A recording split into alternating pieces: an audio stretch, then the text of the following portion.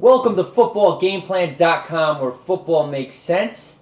I'm with the czar of the playbook, Emory Hunt, and I'm Tyler Merkovich, previewing Week 5 of the college football season. And the primetime matchup presents a Big 12 at ACC school, Oklahoma at Miami. Miami really bit the bullet. They were listening to their hype. They went up to Blacksburg and got smashed. We know the weather kind of favored the Hokies, but still Miami wasn't going to get through that game regardless.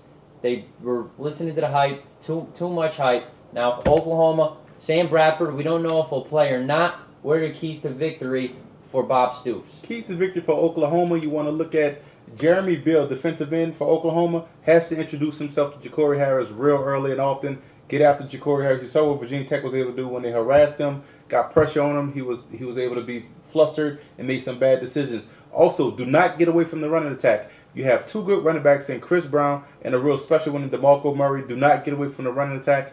That's how you keep Miami's defense off balance. Also, continue to create turnovers. Oklahoma is 18th in the country in turnover ratio. So they create turnovers. They get fumbles, interceptions.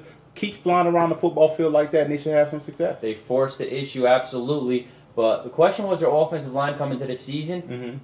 They have 12 sacks on defense. They only let up 2 on offense. And you mentioned those great running backs, 196 yards per game. And I just love this defense that Sooners are presenting. 1.2 yards per carry. I know they had a soft schedule after BYU, but this defense is more disciplined, more experienced. I love their defense. How can the Hurricanes rebound from that huge ACC loss? Well, keys to victory for Miami, you want to continue to get penetration. That protection, do a better job of protection this week, because you got to protect Jacory Harris in order for you guys to be successful on offense.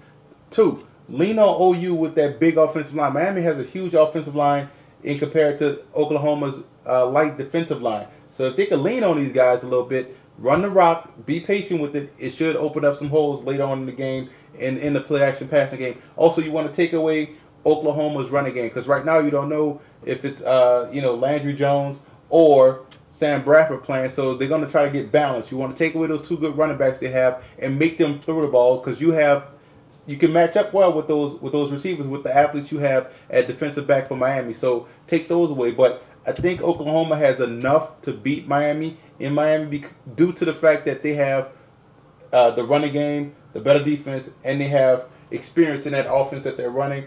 And I like the fact that they can get pressure on the quarterback. Miami really needs to get their running game going. Only 3.2 yards per carry this year. And on defense, they really need to force the issue. Only 3 turnovers forced and only 4 sacks. So it's got to be more aggressive. They got to make plays on defense, and they're going to start rushing the ball. Otherwise, OU and that defense is going to eat them up. I like the Sooners also.